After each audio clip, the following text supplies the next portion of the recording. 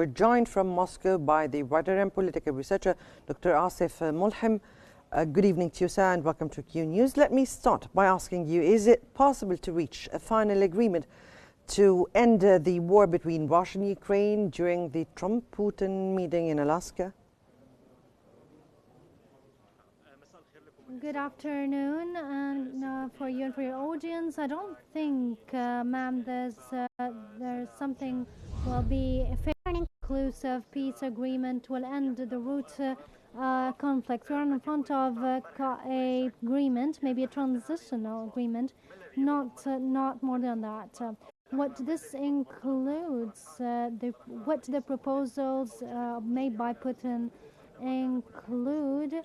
In Moscow, he proposed the Ukraine withdrawal of Donbass lands, the two Lugansk and Donetsk provinces. Of course, Russia annexed both, but there's still some western areas in Donetsk, and also ending this war, the fire in the southern area. The remainers of these two provinces in the south will not be recognized as Ukraine sovereignty, but it will freeze the war there only. On the return, Russia will withdraw from these two holds in the south, and they are very minor areas with no significance at all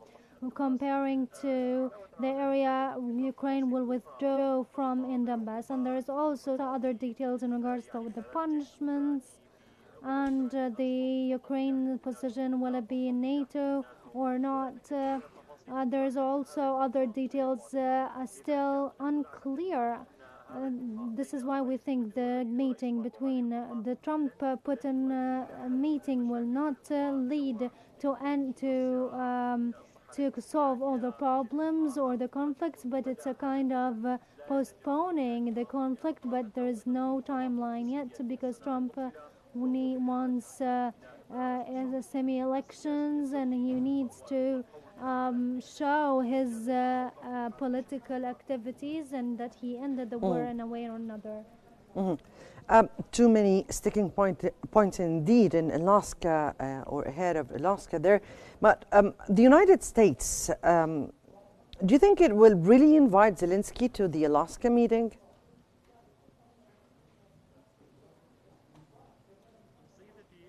Ma'am, I think according to my understanding to what is going on, Putin himself doesn't want to sit with Zelensky. The same applies to Trump. I can say that I don't say that he hates Zelensky, but he doesn't like it because Zelensky causes problems to Trump in many areas, like in his first term, that led to punishing Trump himself.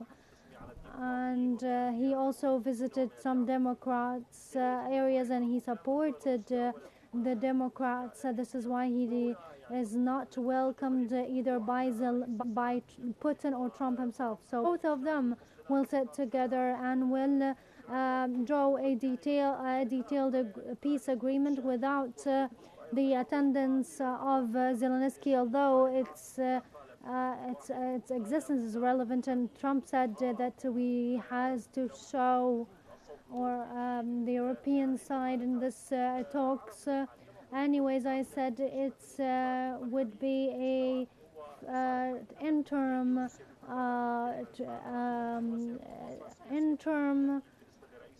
agreement to the interest of Russia, of course, just for the Trump to say that he ended a more than 3-year-old war.